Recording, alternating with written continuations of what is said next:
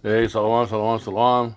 Before I get this lesson started, I want to give all praise and glory to Yahweh, by Hashem Yeshai, by Hashem Rakakadash, and double honors to the elders and apostles, the great millstone, of whom I learned from, and a shalom to the hopefully elect brothers taking this truth to the four corners of the earth, bidding the elect spirits of Yasharallah to the marriage supper of the Lamb, who is Yahweh Shai, is your brother Adah, with a quick lesson on the banner, the voice, lifting up the banner. What is the banner, the history of it, and lifting up the voice, and what is the actual scriptural, the prophetic definition of the voice, and who our enemy is. But before I get this started, I just wanted to put this in the beginning. This is the elder apostle Tahar, being amazing as he is and just being funny. He was talking about what happened out in UK, about how UK is going to implement the digital currency. Breaking news, breaking news, breaking news. The United Kingdom will implant digital ID mandatory for all adults, which is the platform, the technology, the system for what the MOTB will be, the actual the digital all, which will have to penetrate your skin in order for you to buy, sell, and trade. Which we are commanded by Yahweh by Shem Shai not to take that mark. It's the highest form. It literally is the highest form of adultery that we can commit against Yahweh by Hashem Yahushai.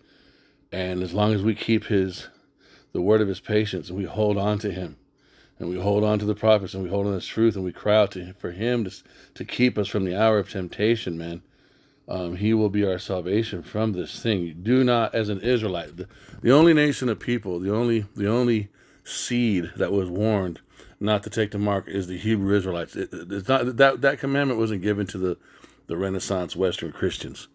It's given to the Hebrew Israelites, and the Hebrew Israelites are the only ones who can commit adultery against the Most High, because they are the only ones that the Most High married, that Yahweh Shai married. So, with that said, I'm going to let the elder apostle speak for a little bit. He says something hilarious.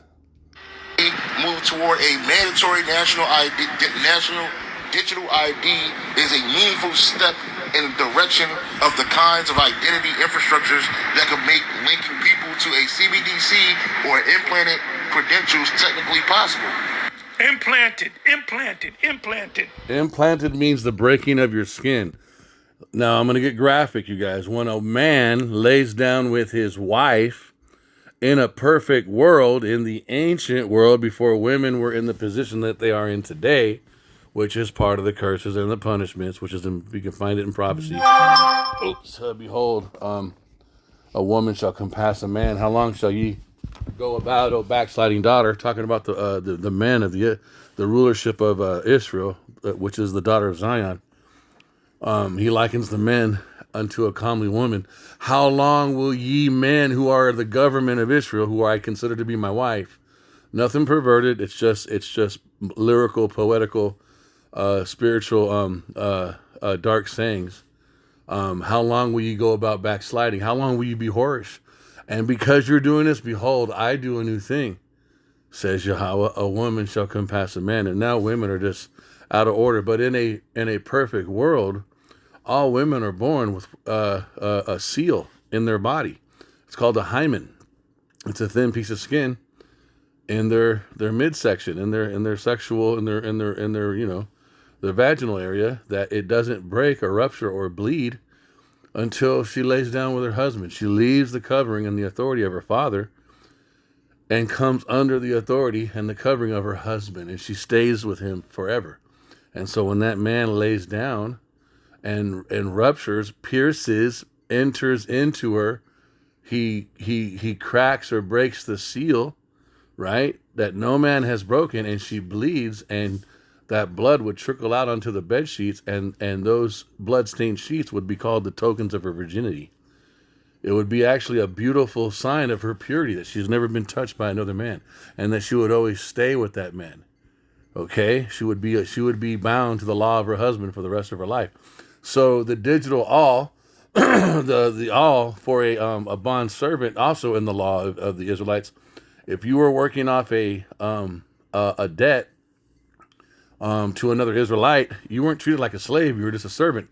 But if working for your master was such an amazing thing, and you chose to stay with that person, you would go before the elders of the city, of the nation, and declare that you want to stay a servant to your master forever.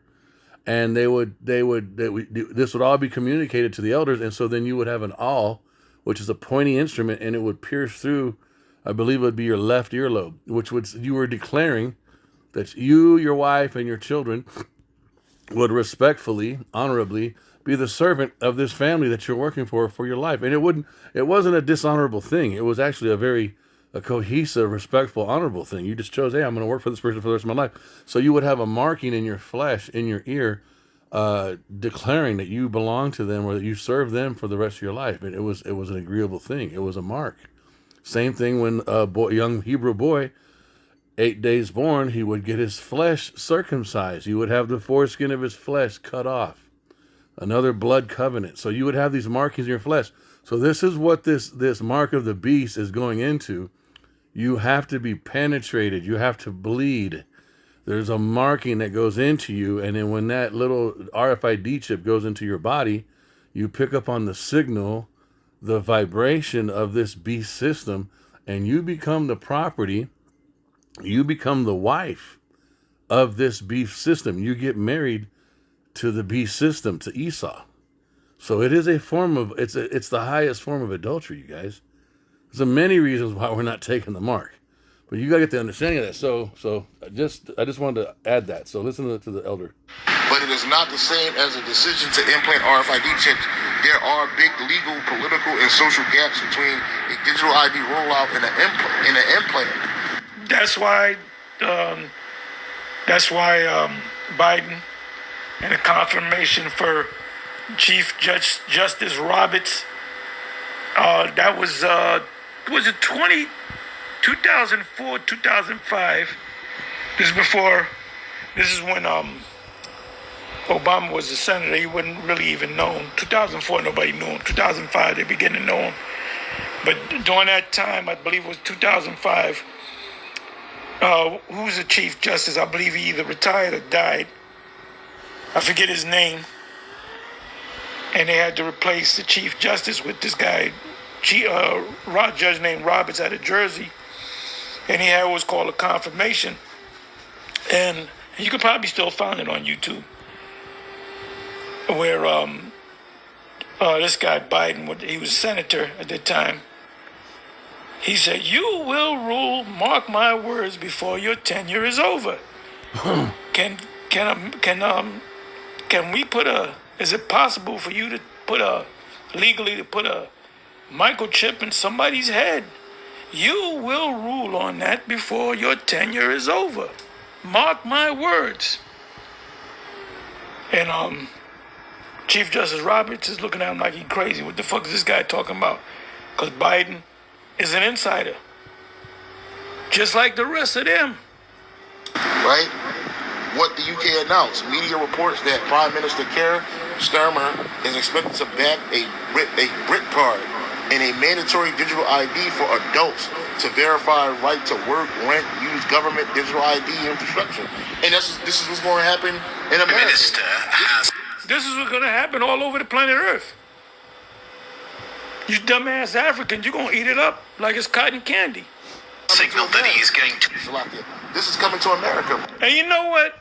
Nobody knows what's going on except for GMS.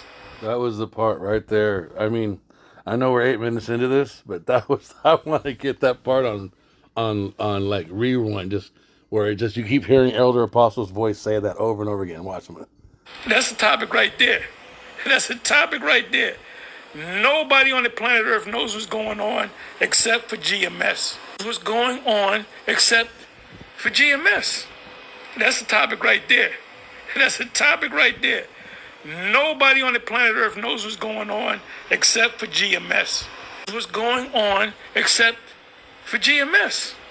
That's the topic right there. That's the topic right there.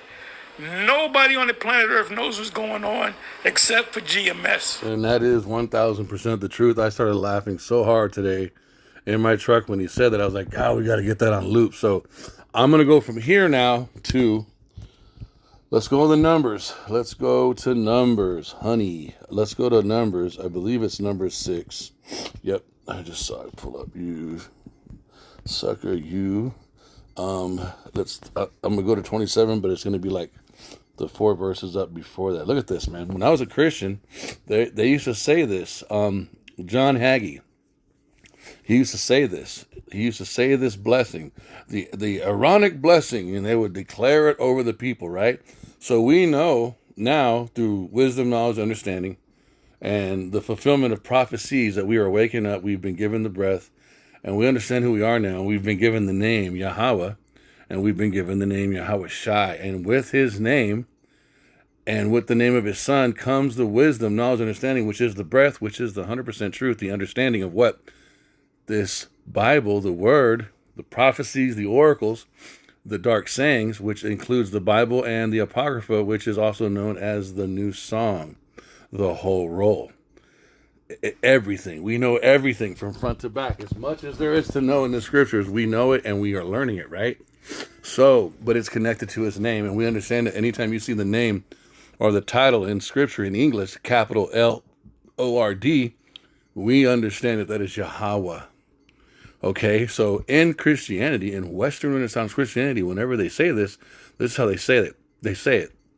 And the Lord spake unto Moses, saying, Speak unto Aaron, unto his sons, saying, On this wise ye shall bless the children of Israel, saying unto them, and this is how they say it, The Lord bless thee and keep thee. The Lord make his face to shine upon thee and be gracious unto thee. And the Lord lift up his countenance upon thee and give thee peace. And they stop right there. When I woke up in this truth, it was a couple years ago when I read this, and I read the last verse, and this is when I exploded, man. And they shall put my name upon the children of Israel, and I will bless them. And this is the difference. This is and the word Lord is not his name. Yahweh is his name. We are called by the name after the name of Yahweh, Yahweh Shai, which is what? It is marriage. He has placed his name on us. He took his name away from us because he had to divorce us because of our adulteries. We went through slavery. We got scattered. We went through the curses. We've been completely decimated. He destroyed his temple, right? He destroyed us. And now, because of process of time, and by the blood of Yahweh Shai, his son, our only begotten, our most beloved elder brother, he is now restoring us. He's restoring the elect as he promised that he would in prophecy, Ezekiel 37, Revelations chapter 11 and 11, many of them, Baruch chapter 2. In the land of their captivity, they shall think upon my name, and I will give them an ear to hear and think upon my name, and they shall remember themselves. This is what's happening now. Okay, so we understand that Yahweh, Yahweh bless thee and keep thee. Yahweh make his face to shine upon thee and be gracious unto thee. Yahweh lift up his countenance upon thee and give thee peace. And they shall put my name upon the children of Israel. Well, who was the they? It was the Levitical priesthood. This is in the ancient world. Who's the high priest today? You got it. Yahweh Shai is the high priest today. And he is declaring the name of Yahweh, including his own name upon the elect, upon the 144,000 chosen, and upon the 1/3, the innumerable 1/3 multitude who listen to the 100% truth being declared by the 144,000 chosen. Does that make sense? Can you see that? Okay, so this is why we don't take the mark. Also, we're going to go into now lifting up the main cause, or the portion of this lesson is to go into what is the banner. So I got I had some precepts that I got a hold of. Let me see. And the Lord said unto Moses, stretch out thine hand. Okay, so these were some of the stories I got. And it came to pass that in the morning watch that Yahweh looked unto the host of the Egyptians. Okay, hold on. Okay, so let's start here. Exodus 14. And Yahweh said unto Moses, stretch out thine hand over the sea, that the waters may come together. Hold up. Hold on. Lift you up. Okay. Isaiah 13 and 2. Now, this is what I wanted to get to, because there's history behind this. Lift ye up a banner upon the high mountain, exalt the voice unto them, shake the hand that they may go into the gates of the nobles. Now, there's a lot in this. What's the banner? It's something that you lift up high upon a pole. In this case, what do we see? I got to show you. There's going to be a bunch of jumbled precepts, but I'm doing this lesson so that I can get more. I can personally get more skilled with it over time, and I also don't want to lose the train of thought in the spirit by trying to make it perfect before I even put it up. So just bear with me as I jump around. There's a story where Moses is told by Yahweh that Joshua has to fight Amalek. Hold on. Right here. This is Exodus 17. And Yahweh said unto Moses, go on before the people and take of the elders of Israel and thy rod. Okay, so you would also, a rod is a pole, right? Wherewith thou smotest the rivers, take in thine hand and go. Behold, I will stand before thee there on the rock in Horeb. This is one of them. This is where the rock gushes out water. This is also a type of shadow of Yahushai. Behold, I will stand before thee upon the rock in Horeb, and thou shalt smite the rock, because Yahushua would get smitten by the whip and the Roman soldiers on that cross, and there shall come out water out of it. Yahushua, remember, he said, any man thirst, anyone who comes unto me, I will give him rivers of living water. Anyone who believes anyone who believes on me, according as the scriptures say, rivers of living water shall come, and the rivers of living water come from his Father. Okay, that's the Holy Spirit. And thou shalt smite the rock, and there shall come water out of it, that the people may drink. And Moses did so in the sight of the elders. And it came to and he called the name of that place Meribah. Okay, now next one.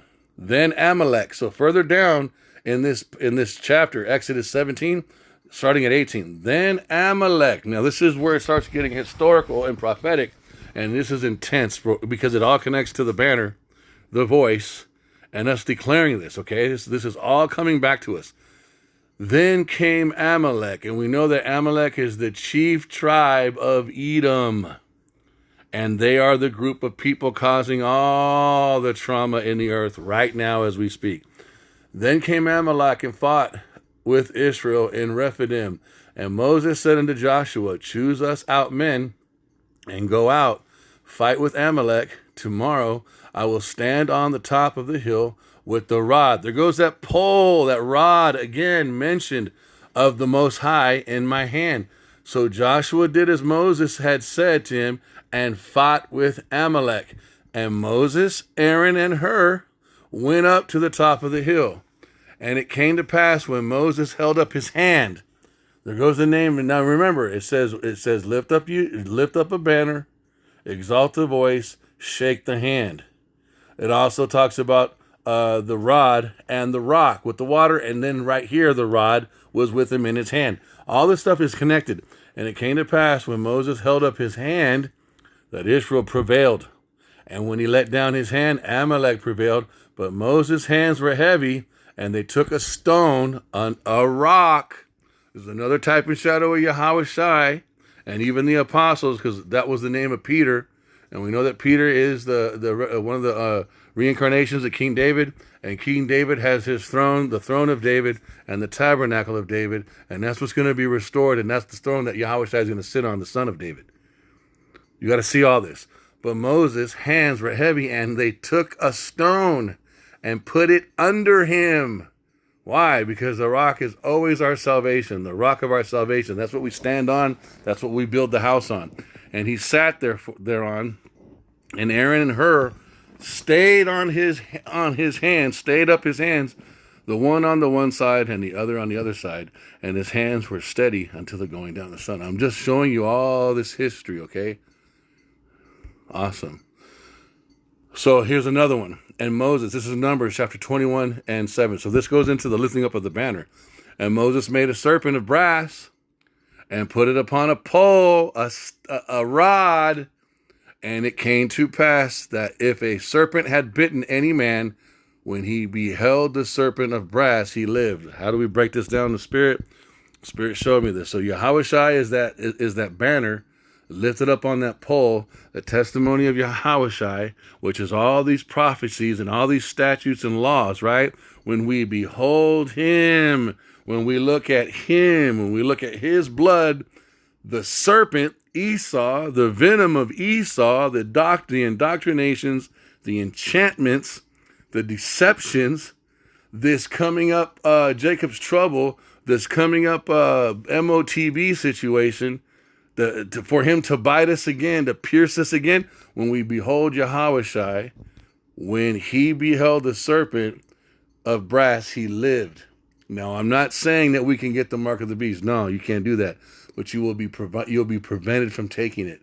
He will keep you from having that even in your mind, where you'll be able to stand upon him, beholding him, and not get bit. You will not go down to Egypt and lean your hand upon the wall and it pierce through. Make sense? Okay. And in Yahushai, and if I be lifted up, okay, so I want you to see this. If I be lifted up from the earth, I will draw all men unto me. Okay? So if Yahushai is lifted up, right? So if you and then the prophecy. Hold on, let me find the prophecy where hold on. Then he looked at Amalek and took. Then the year, okay, this is what it right here. So this is it. Okay. So in the year, so this is Isaiah 6:1 down to 4. In the year that King Uzziah died, I saw also the Lord sitting upon a throne high and lifted up. So in this prophecy, we see who is the original most high and lifted up is the most high. He is the one that's high and lifted up. All right. So in the year that King Uzziah died, I saw also the Lord sitting upon a throne, high and lifted up, as he asked us to lift up the banner, right? And his train filled the temple. Above it stood the seraphims. Each one had his 6 wings. With twain he covered his face, and with twain he covered his feet, and with twain he did fly. And one cried unto another and said, Holy, holy, holy is Yahweh of hosts. The whole earth is full of his glory. And the posts of the door moved at the voice of him that cried. So shall they fear the name of Yahweh from the west, and to his glory from the rising of the sun. When the enemy shall come in like a flood, the spirit of Yahweh shall lift up a standard against him. Okay, so now I want to go back to the original. Lift ye up a banner, okay, upon the high mountain, Isaiah 30. So Isaiah 13, let's go into it, and this is what it is. So the banner, what is the banner? Isaiah, where you at, Isaiah? Isaiah 13. So we know now that the banner, so look, the burden of, so this is, okay, so Isaiah 13:1, and then I'm going to read 2. The burden of Babylon, which Isaiah the son of Amos did see. Now look at this. Lift ye up a banner upon the high mountain. Exalt the voice unto them. Shake the hand that they may go into the gates of the nobles. So what is this? This is us as the prophets declaring the name of Yahweh B'Hashem Yahushai, speaking the words of the new song. And because we speak the words of the new song at the mountain, speak to the mountain that it will move. Which mountain specifically? The Mount of Esau, because Amalek is the head tribe on that mountain. And we declare, there's one thing I'm missing, Salakia, hold on. I'm missing, let me pull it up because I didn't see it in the photos. Because of that story where Amalek was fighting, I will have war. I will have war with Amalek. I will have war with Amalek. With Amalek. From generation to generation. You guys. From generation to generation. This is the reason why we got to speak this. Because Amalek is flexing right now. All right? So let's... For he said, because Yahweh has sworn that Yahweh will have war with Amalek from generation to generation. And this was the other thing. Moses said, Yahweh Nisi, the Lord, or Yahweh is my banner. So he is the name that we lift up high. So then came Amalek and fought with Israel in Rephidim.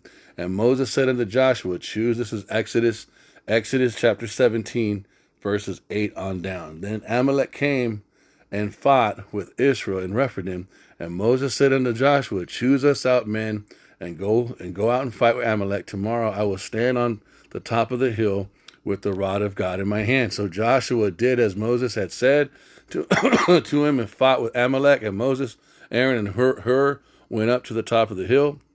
And it came to pass when Moses held up his hand that Israel prevailed, and when he let down his hand, Amalek prevailed. But Moses' hands were heavy, and they took up a stone and put it under him, and he sat thereon.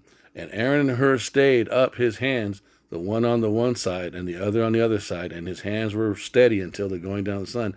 Joshua discomfited Amalek and his people with the edge of the sword. And Yahweh said unto Moses, so this is the banner, this is the voice, and this is the high mountain in the ancient world. And now here we are we're finishing up the ending. We're at the end of prophecy. We have Jacob's trouble, and we have the MOTB, and we have World War III, which is Yahweh Shaphat, and then it's all over. So we're right at the end. And Yahweh said unto Moses, write this for a memorial in a book, and rehearse it in the ears of Joshua, for I will utterly put out the remembrance of Amalek from under the heaven. So how long ago was this prophecy spoken? This is thousands of years ago, you guys. And Amalek is crazier now than ever. Does this mean that? No. We are now in a position to speak the words of fire as we confess our own sins to Yahweh for what we did to him. And now we see and we understand the value of not only his name, but the value of his son's name, the value of his person. What does he say in the scriptures? I lift my word above my name. What does that mean? That his name's not important? No. It's got two meanings, man. His word is just as honorable. The understanding, the perfect understanding, like what Elder Apostle Tahar was saying, that nobody understands what GMS understands, and that's the truth, because that's what we've been given. The perfect understanding of the scriptures is as equally as valuable as the true name of Yahweh and the true name of Yahweh Shai.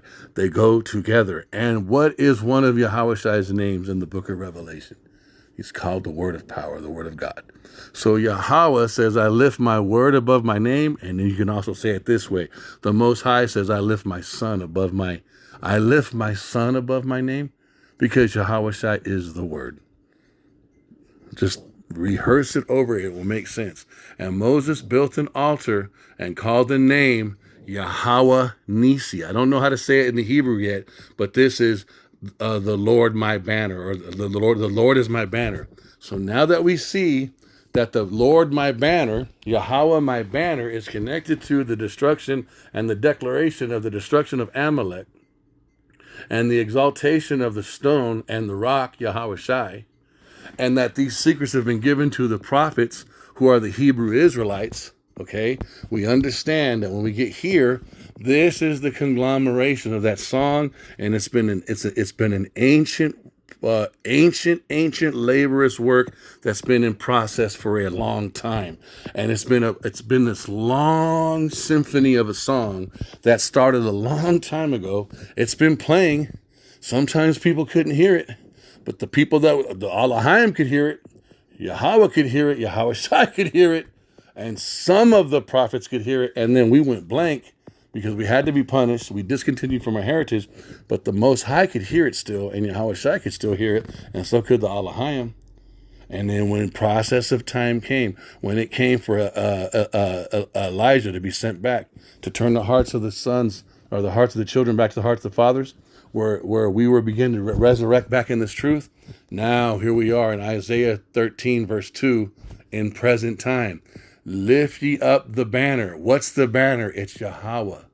It's Yahweh's faithfulness. It's his marriage to the Hebrew Israelites, to the elect. And that situation has an enemy. And that enemy is Amalek, Edom. That enemy is Edom, with Amalek as the head tribe. Nothing has changed. There is nothing new under the sun, right? Lift ye up the banner upon the high mountain. Look at this, bro. This high mountain, this word will confuse you until you open it up in the blue letter. The word high, look at this, man, is past tense for destructed. To sweep bare, to scrape, to be wind swept, What do you see when you see this? He sweeps them. He will sweep them with the besom of his destruction. With the word besom, it means broom. The broom of his destruction, and the destructive, the destroying wind. Do you see it? So look, I'm gonna try to pull those precepts to sweep. So the word high is actually this word, and Strong's H8192. Shafar. Shafar. I don't know the pronunciation of it yet, but that's the word. So lift ye up the banner, which means what? Yahweh. Why Yahweh Shai? The one who married the Hebrew Israelites, right? Who shares his secrets to the prophets, who exalts his son Yahweh Shai, and who has an enemy. Lift up that name where? Exalt that name to the swept mountain. It's past tense, even though it hasn't happened. That this was declared thousands of years ago. That this group of people is still alive and they are now in complete rulership on the earth. Now their downfall is going to take place. Can you see that, man? Look, lift ye up a banner. That's Yahweh, why Yahweh Shai. But what's his banner? What's his name connected to? His doctrine. Upon the destroyed mountain, upon the mount of Esau that I've prepared, I have reserved the wicked for destruction since the beginning of time. He has reserved the wicked for destruction. Can you guys see it? Exalt the voice. What is the voice? The doctrine, the new song, the correct interpretation of these prophecies. What the new song, what the symphony has been playing. Nothing has changed, you guys. Even when we discontinued, the song was still playing, bro. The spirit of wisdom, knowledge, understanding has not forgot any of the tunes, any of the lyrics, any of the beats, man. Lift ye up a banner upon the high mountain. Exalt the doctrine. Who shall we teach doctrine? Ooh, man. Whom shall we teach this song? Whom shall we teach doctrine? Those who are weaned from the milk. Bro, it gets more terrifying, more beautiful, more staggering as you go. Isaiah 28:9. Whom shall he teach knowledge? And whom shall he make to understand doctrine? Them that are weaned from the milk and drawn from the breast. What is this talking about? Let her breast satisfy you at all times. Talking about wisdom. Let her breast. Talking about the precepts. Let her breast satisfy. Not talking about a woman. Satisfy you at all times. Talking about the wife of our youth, you guys. We are to be married to wisdom the same way Yahweh Shai as King Solomon, the son of David. Ban Malak Dawadah desired, bro. Let her be as, hold up, let's go back one. Let the fountain, man, let's go back another one. Okay, damn, let's go back another one. Fountain, living waters. You remember the waters, the rivers of living waters? You strike the rock and water comes out. Yahweh Shai said, any man who thirsts, come unto me, man. Kal halal lahaim la Yahweh b'Hashem Yahshai. Salakia, we praise you, Yahweh b'Hashem Yahshai. The water Yahweh Shai. Hallelujah, hallelujah, hallelujah, man. Proverbs 15:16. Let thy fountains. He is the fount of living water. Yahweh is the fount of living water, you guys. Proverbs 5:16. Let thy fountains be dispersed abroad, and rivers of waters in the streets. Let them be thine own, and not strangers with thee. Let thy fountain be blessed, and rejoice with the wife of thy youth. The wife of thy youth is not talking about a normal, random Hebrew Israelite woman or a concubine girl from another nation. This is talking about wisdom, knowledge, and understanding. Let her be as loving hind and pleasant roe. Let her breasts. Let the precepts. Let the prophecies. Let the understanding of the mysteries of the scriptures satisfy thee at all times, and be thou ravished always with her love, with the exclusivity of knowing you are one of a few group in the elect of Yasharallah to understand these precepts. The rest of the planet doesn't get it. That's what that means, man. And why wilt thou, my son, be ravished with the strange woman? Why will thou be bitten by the serpent and his venom? The wine, the wine that sparkles in the cup, it bites like an adder. In the end, it bites like an adder. It's talking about the doctrines and the philosophies of Esau, man. You can find that further in Proverbs 2. I think it's 19. And why wilt thou, my son, be ravished with a strange woman and embrace the bosom of a stranger? Again, this is not talking about just some big booty female. No, this is talking about this doctrine that's coming up. The MOTB doctrine. Why would you embrace that? Hey, get this mark and then you can buy, sell, and trade. Who wants to? You guys, I get it. We're flesh creatures. We need water and we need food. We need a covering. We need roof, and it goes into, I believe it's in Ecclesiasticus. The necessities of man goes into oil and spice, and we need fire. We need those things, but this is the hour of temptation. This is the hour. This is the hour that's going to try the whole world. And Yahweh Shai said, if we keep His word of patience, He will keep us from that time. Jacob's trouble is not about surviving. It's about getting through it as pure gold and not committing adultery, proving our virginity, proving our desire to be that comely woman to our husband, to the one that we are betrothed to. You guys, we cannot let another man touch us, and that's what the MOTB is. When our bodies are the temple of the Holy Spirit, we cannot have any of Esau's devices penetrating the border of our skin, our hymic. As a woman is a virgin and she's got that seal of glory down there, it can only be ruptured by a man when she's left her father. She's not supposed to have multiple husbands. She's supposed to have one, bro. And we are the same way. We don't have multiple husbands. We are betrothed to Yahweh B'Hashem Yahweh Shai. We are betrothed to Yahweh Shai. Can you see all these precepts? I apologize that I was all over the place, but I was like, let me get these precepts. So lifting up the banner and exalting the voice to the high mountain has so much history. There's so much labor involved in this.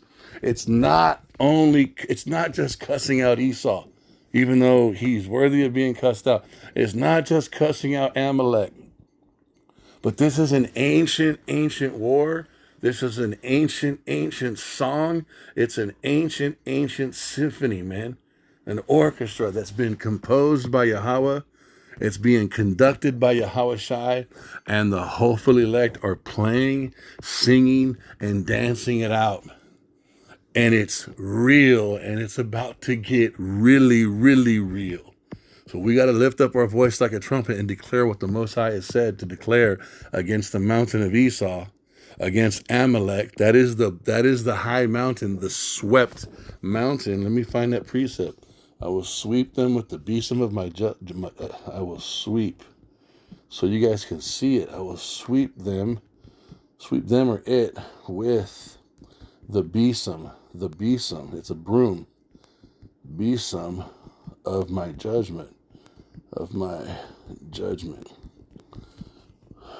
Let's see, come on. I will make her a place for owls, and I will sweep her. There it is, Isaiah 14:23. Bam. I will also make it a possession for the bittern and pools of water, and I will sweep it with the besom of destruction, saith Yahweh of hosts. Okay? So look, so you already know Isaiah 14, you guys, right? For Yahweh will have mercy on Jacob and will yet choose Israel. If you go down to 12, what do we see? The famous Lucifer word that people don't understand what this means. The word Lucifer is talking about the left-handed, the 1% banking families. Who? Amalek. And Amalek, and Yahweh said he will have war with Amalek from generation to generation. So that's who that's going into, man. It's the top.